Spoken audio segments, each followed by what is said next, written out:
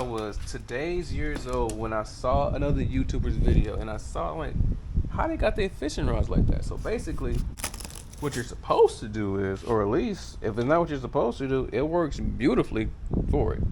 What up, what's good, y'all? Welcome back to the channel. So today we're at the house, we're gonna do a review on the Cumberland float tube. Not a gear junkie or like a tackle junkie where I get all these different products and review them. I'm not sponsored by them or anything like that.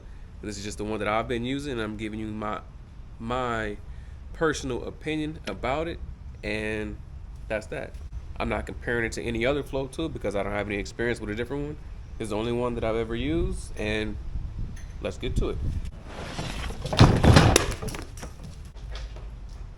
And here comes Zeus. So yeah, here's a float tube. The way I keep it tidy is when I'm done with it, I fold it up and then I kind of coil it up with one of these little tie things. So, and a bungee cord also. I use a bungee. I use a variety of things just to wrap it up and keep it together. So, a lot of the things that I'm about to tell you is information that I've gotten from people that have more experience float tubing. So I'm learning just like you are. So you could take it from like somebody who has like intermediate experience to show you that you can do it too. I started off not knowing nothing. So anyway, all right, so when you order your float tube, and again, I'm just talking about the Cumberland because it's the only one I have experience with. It's gonna come with the float tube itself, and it's gonna come with two straps like this.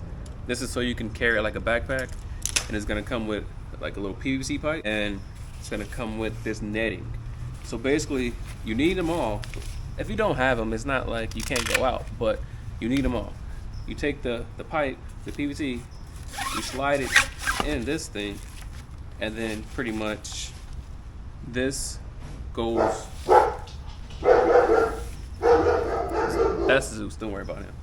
What it does not come with is something to blow it up. And you need a manual pump.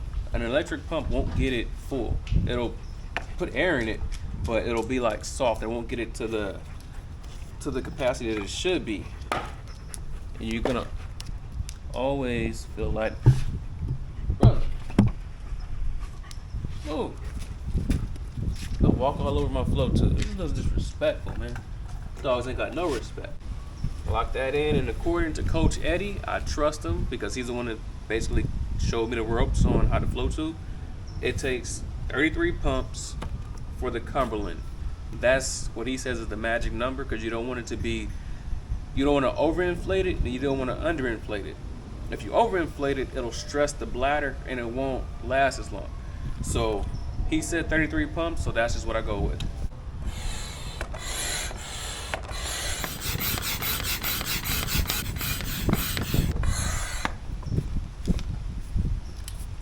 Take that off. Now you twist this part down. Make sure this is closed all the way because it will seep out on you if you don't close it. Then you do the same thing to the other side. Right. Quick recap. We pumped it up. 33 pumps on each bladder. You got 1 and 2. So do 33 pumps here, 33 pumps there. So here's some of the pockets right here. Oh, Velcro that. You can unzip it, pull the Velcro out, and basically you just have all this space in here. This is a cup holder.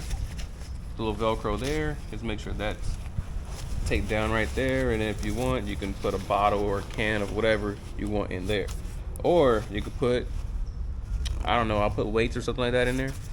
But on the inside of the pocket, there's a zipper here. So there's more storage right in there. So you basically have the same thing on this side. Zipper, Velcro, and you're done. And it's easy to zip up because like when you're on a float tube, you're using one hand and you're fishing, doing whatever you're doing, casting, retrieving. It's nice to be able to just like grab this little handle and push it forward. So anyway, you also have this little backpack area right here, little pouch, so you can put extra stuff in there. And then the seat just sits up like that. Now when you sit down, basically got this little clip like so, wop de wop, clipping. So when you sit down, you'll be sitting like this. If you want to adjust how upright you're gonna sit, you'll adjust the strap here, like so. Adjust the strap, and you can lay back. You could ghost ride the whip, lay all the way back. You could gangster lean if you want to, or you could sit up like you a good citizen and drive 10 and 2 if that's what you want to do. You can take. This is a. So I'll take this for example. This is my crankbaits, jerk baits. It's a good sized box. That box, you can fit this box right in here like that. We'll put one, another box. You can put 2 in there. Bam. And then there's still extra space to put more stuff. Only thing, I would avoid putting anything with sharp edges in here, because that'll be terrible. Terrible. Fishing line. Put that in there. And this is all one pocket. You got another pocket over here. So do with that what you want. So I could just stuff it as much as I want to, but I try not to go too wide. Like I want it to be the width of this, and then you can just zip that up. I got more space, but I'm just gonna zip this up. Bam, and you're good to go. If you need something, you're fishing, you just unzip it, pop it out, get your box, tie your stuff, get your other box, tie it. Or you can put some over here or whatever. So now I'm gonna put all this stuff away that I got right here.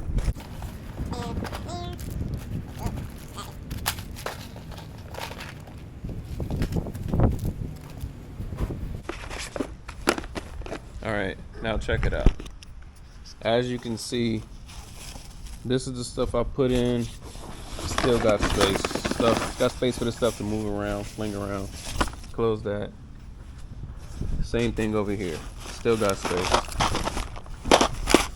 But I mean, my struggle has been the reason why I have issues is because I have a hard time deciding what I want to bring, and I end up bringing too much stuff. So anyway, you decide how you want to fit yours.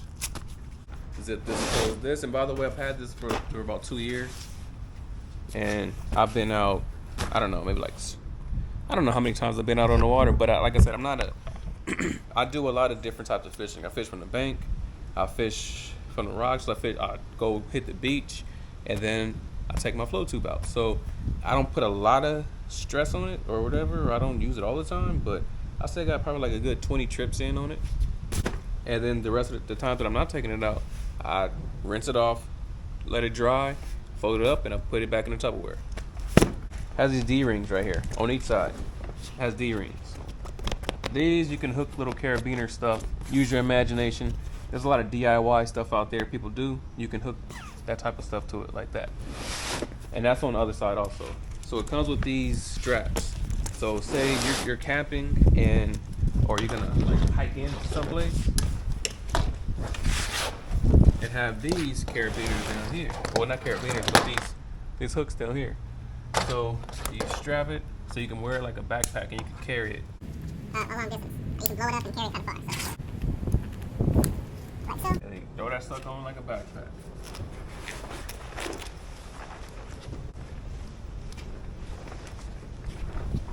And you just go walking like you're going to school.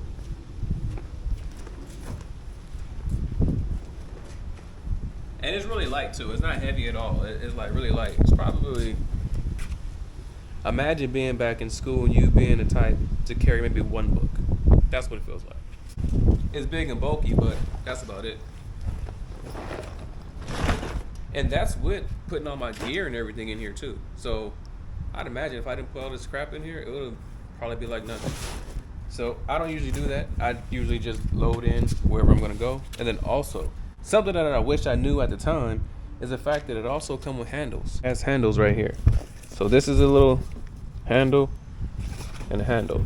So if you're gonna load into the water, grab him by the handles, lift him up, do some curls, lift him up, carry it around that way. Now don't forget about this. This is for you to put, so first you would sit down on your flow tube, and then you put this in here, like this, and like this. When you sit down in the flow tube, it's going to like want to fold in like this. When you sit in it, it's gonna fold in. This is designed to keep it stable. And this is kind of like, works as like a little table for you. While you're out there catching them fish and measuring them fish like I'll be doing, you're gonna need a little something like that. So you put that over there, put that across right here, like so. And you kind of got a measuring board. If you can see this here, it has measurements on it. Little mesh netting right there. Put that down right there. Have your little ice chest. Boom, get in there. You sit down like this. It's gonna offer more support for your back. I just noticed there's a little pocket right here. I think this is for like when you're out and you're out there like really early. You know, you need a flag so that people will see you on the water. You can take that, slide it down in there, and the flag will stand up. I don't have a flag. I probably should get one, but I don't have one. So in my last video, I had too much stuff with me. I had a net, I had 3 rods and everything. And it was like I just got there. I was like, forget, let's just go. Let's just go, get on the float tube. No time to waste. Let's just get out. Because it's been in this garage for too long. So I had my 2 rods. Well, I had 3 rods. And basically what I did was, instead of trying to figure out how the best way to put it on here, I rushed to get out there. And I just kind of had the rods, the extra rods, behind me like this. So what I tried to do was I tried to have the rods lay flat like this behind me. But when I will move, set the hook on another fish or whatever, they will always shift, or the wind is blowing, and then they'll shift and they won't stay this way, and then they get tangled up and they're hanging like this. Well, what ended up happening is I had a crappie rod, it was hanging in the water, and a fish came in and took one. Bing, bing, bing, bing, bent the rod over, broke it. My favorite rod broke it. So now what I should have done is this. Zeus! This is what you're supposed to do. Let me show you this right here.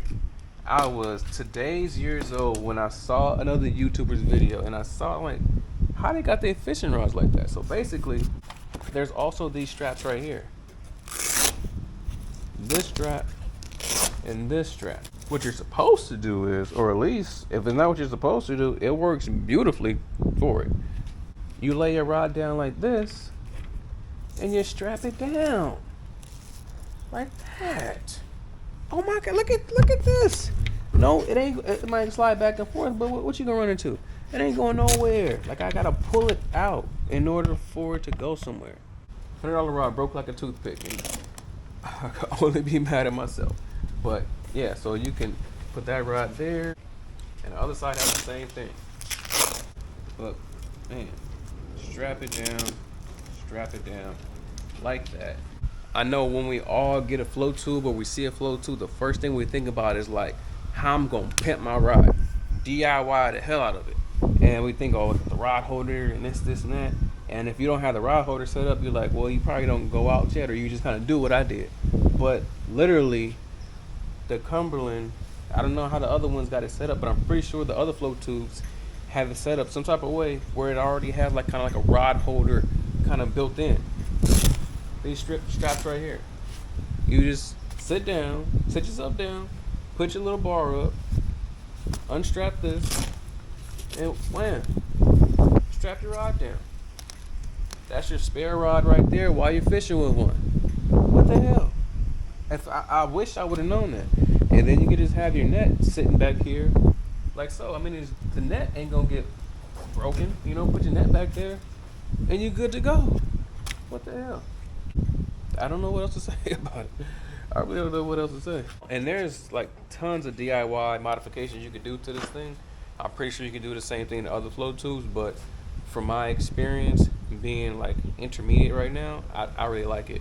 I have 0 complaints about it, and I recommend that you get it. If you're interested in getting this thing, you can. I'll leave a link down below. It's going to Amazon. That's where I found the best prices for the Cumberland. Like I got this one for like 180, or like it was either 200 or it was just under 200. But then it'll go down. It'll go up to 250. It'll be 300, and then it dropped down to 200 or less than 200. So you just kind of gotta like watch it. but you can find them, like especially during Black Friday. Every Black Friday, the last 2 or 3 years, I've seen them for less than 200, not like 150 or anything like that, but like 180, 200, something like that. So that's the Cumberland. I like it, and if you want to see it in action, you could check out a few of my other videos. But that's gonna be it. I mean, I'm not disappointed. I give it a 5 out of 5 because I haven't had a bad experience with it, and like I said, it's been durable. With that said, thanks for watching. Please like, share, subscribe, leave a comment down below. And again, if you're interested in the Flow 2, click the link and that'll take you to Amazon, and you can probably get it there. If you find it better price somewhere else, that's cool too. But I just say, don't be scared of trying. Just try it out and you might like it. Ooh, there we go, y'all. Ooh, this is a big one. Ooh, you gonna like this one when you see it. You gonna like it when you see it. Oh, look at that. Oh, he biting me. Biting me. Can you see it though? Can you see it?